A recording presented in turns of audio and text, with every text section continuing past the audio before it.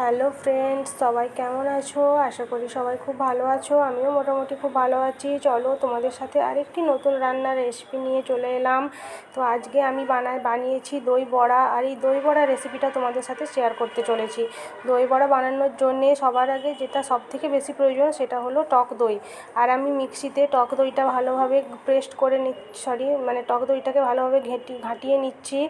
তো এর মধ্যে সামান্য অল্প পরিমাণে চিনি দিয়ে, টক থাকবে আবার হালকা মিষ্টি মিষ্টি লাগবে সেরকম অনুযায়ী চিনি দিয়ে আমি ভালোভাবে দইটাকে অল্প পরিমাণে জল দিয়ে মিক্সিতে দিয়ে একটু পাতলা পাতলা করে নিয়েছি, যাতে বড়াগুলো দইয়ের মধ্যে ভালোভাবে ভেজানো যায়।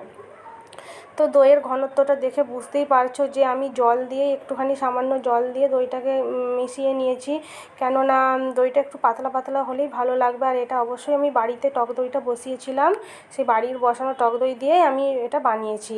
আর দ্বিতীয় যে উপকরণটা লাগবে সেটা হলো বিউলির ডাল, যেটা ছাড়া কিন্তু দই বড়ার যে বড়া সেটা একেবারেই অসম্ভব।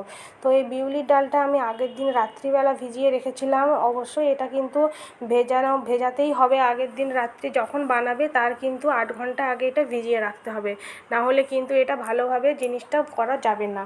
তো আমার ডালটা আগের দিন রাত্রিবেলা যে ভিজিয়ে রেখেছিলাম, এখন আমি ডালটাকে পরের দিন ডালটাকে নিয়ে ধুয়ে ভালো করে আমি ওটা মিক্সিতে পেস্ট করে নেব।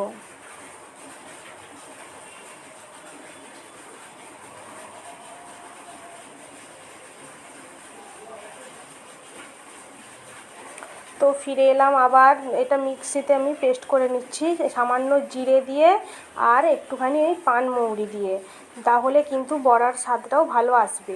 যেহেতু এটা বাড়িতে বানাচ্ছি তাই বাড়ির সমস্ত উপকরণ দিয়ে আমি জিনিসগুলো তৈরি করব। তো দেখতে থাকো শেষ পর্যন্ত ভিডিওটা। প্রথমবার আমি এভাবে তো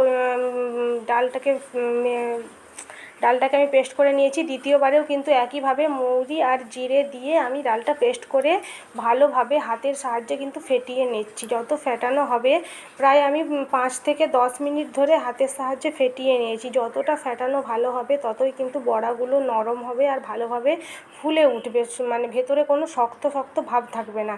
এটাকে ভালোভাবে হাতে করে ফেটিয়ে নিয়ে আমি আবারও কিন্তু 15-20 মিনিটের জন্য ঢাকনা চাপা দিয়ে রেখে দিয়েছি।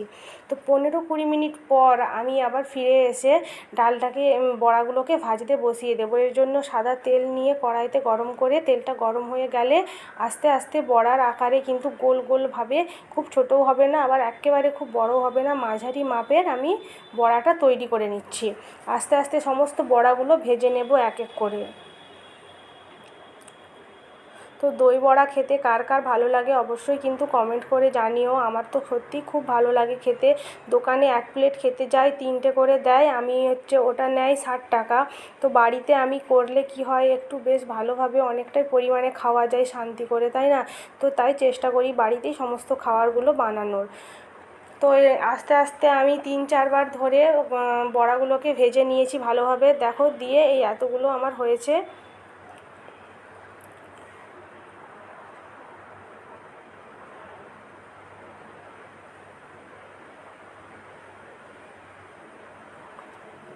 এরপর বড়াগুলো ভাজা হয়ে গেলে আমি এগুলোকে এবার গরম জলের মধ্যে এগুলোকে ভিজিয়ে রাখবো আধ ঘন্টার জন্যে। তো গরম জলটা ফুটতে দিয়েছি, গরম জলটা ফুটেও গেছে, এর মধ্যে অল্প পরিমাণে চিনি দিয়ে দিচ্ছি। যেহেতু ডালটা মিক্স করার সময় চিনি আমি দিইনি, কারণ ডালটা মিক্স করার সময় যদি চিনি দিই তাহলে কী হবে, ডালটা যখন বড়াটা ভাজবো কড়াইতে তখন ওটা লেগে যাওয়ার ভয় থাকে। তাই আমি এখানে জল ফোটানোর সময় চিনি দিয়ে একটু অল্প করে চিনি দিয়ে ফুটিয়ে নিচ্ছি, তাহলে বড়াটা যে ভিজে যাবে তখন কিন্তু বড়াটা হালকা স্বাদ মিষ্টি মিষ্টি স্বাদটা আসবে। তো আমি এখান থেকে 6-7টা বড়া নিয়ে এই গরম জলের মধ্যে ভিজিয়ে দিচ্ছি, কারণ আমার কাছে কি খুব বড় জায়গা নেই, আমি অল্প অল্প করেই তাই করছি। তো এই জায়গাটার মধ্যে খুব বেশি জিনিস ধরবে না, খুব বেশি ধরবেও না, তাই আমি অল্প করেই 6-7টা মতো নিয়ে আমি আধ ঘন্টার জন্যে বড়াটা ভিজিয়ে রেখেছি। ভিজতে দেবো আধ ঘন্টার জন্য, ঢাকনা চাপা দিয়ে রেখে দেবো। তো আধ ঘন্টা পর ফিরে এসেছি, দেখো আধ ঘন্টাই কিন্তু অবশ্যই রাখতে হবে, না হলে কিন্তু বড়াগুলো ভালোভাবে ভিজবেও না। আর এর মধ্যে নরম যে বড়াগুলো যে একটা নরম সফট হয়ে যাবে সেইটাও কিন্তু হবে না। তো তার জন্য আধ ঘন্টাই ভিজতে সময় দিতে হবে, তার বেশি হলেও ক্ষতি নেই, কিন্তু কম যেন না হয়। তো বড়াগুলোকে আস্তে আস্তে হাতের সাহায্যে জলটা নিংড়ে বের করে নিচ্ছি। নিয়ে এভাবে প্লেটের মধ্যে সাজিয়ে নিচ্ছি। এবার এক এক করে সমস্ত জিনিস দিয়ে সাজিয়ে নেব। চলো তোমরা দেখতে থাকো শেষ পর্যন্ত, কিন্তু অবশ্যই শেষ পর্যন্ত দেখবে, তাহলে কিন্তু সবার ভালো লাগবে। আর এই বাকিগুলোও রেখেছি, এগুলো পরে আমি এগুলো করে নেব। এরপর আমি প্লেটে বড়াগুলোকে দেখতেই পাচ্ছ নিয়ে নিয়েছি। এরপর আমি সমস্ত মশলা দিয়ে উপকরণ দিয়ে আস্তে আস্তে এটাকে রেডি করব।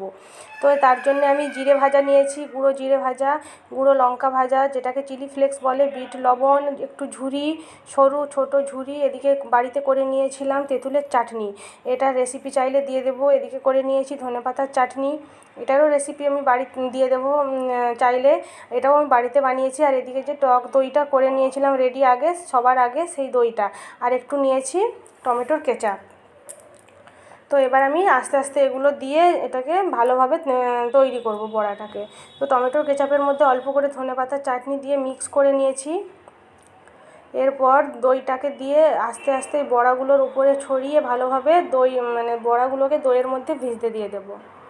একটু বেশি পরিমাণেই দইটা দিতে হবে, কারণ বড়াগুলো হচ্ছে অনেকটাই জলটা নিকড়ে গেছে, তো বড়াগুলোর মধ্যে যাতে টক টক ভাবটা আসে সেই জন্য দইটা বেশি করে দিতে হবে। এবার এখন বুঝতে পারবে দেখে নিশ্চয়ই যে আমি কেন দইটা তখন একটু অল্প করে জল দিয়ে হালকা পাতলা করে নিয়েছিলাম।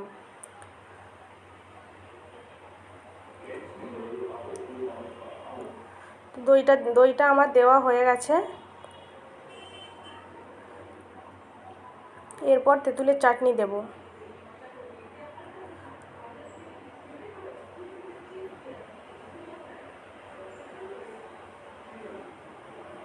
তেঁতুলের চাটনিটা আস্তে আস্তে বড়াগুলোর ওপরে ভালোভাবে সাজিয়ে দেব।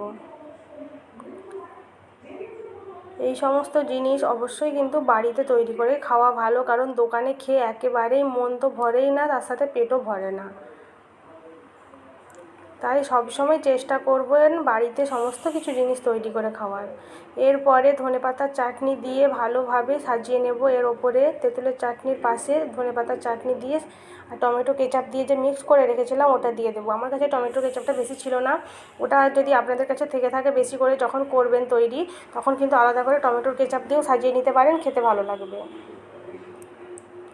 এরপর ওপর থেকে দিয়ে দেবো অল্প করে চিলি ফ্লেক্স, যেহেতু ধনেপাতার চাটনিতে কাঁচা লঙ্কা আছে তাই চিলি ফ্লেক্সটা বেশি দেওয়ার দরকার নেই, খুব ঝাল হয়ে যাবে, খেতে পারা যাবে না। আর প্রচণ্ড গরমের মধ্যে আমার কথাগুলো একটু এদিক ওদিক হয়েই যাচ্ছে, বুঝতেই পারছো, যেটা তোমরা কথার মাধ্যমেই। তো যাই হোক, কিছু ভুল ত্রুটি হয়ে থাকলে অবশ্যই ক্ষমা করে দিও। এরপরে ভাজা জিরে গুঁড়ো দিয়ে উপর থেকে ভাজা জিরে গুঁড়ো ছড়িয়ে দিয়েছি। এরপরে অল্প করে বিট লবণ ওপর থেকে ছড়িয়ে দেব।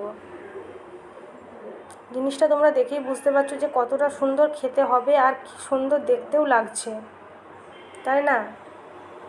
বাড়ির জিনিসের টেস্ট আলাদা। সমস্ত কিছু দেওয়া হয়ে গেল। এরপরে ওপর থেকে ঝুরি ভাজা দিয়ে সাজিয়ে নেব। খুবই সরু সরু ছোট্ট ছোট্ট ঝুরি, দোকানে কিনতে পাওয়া যায়, 50-60 টাকা প্যাকেট নেয়।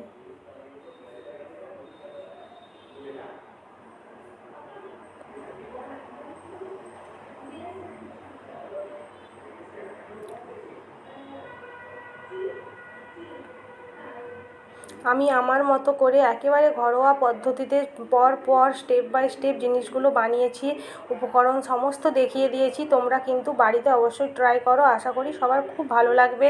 আর ভিডিওটা কেমন হয়েছে অবশ্যই কমেন্ট করে জানিও। আমার পাশে থেকো, আমার নতুন চ্যানেল সাবস্ক্রাইব করতে একদম ভুলো না, আর টেস্ট করে জানিও কেমন হয়েছে। টাটা।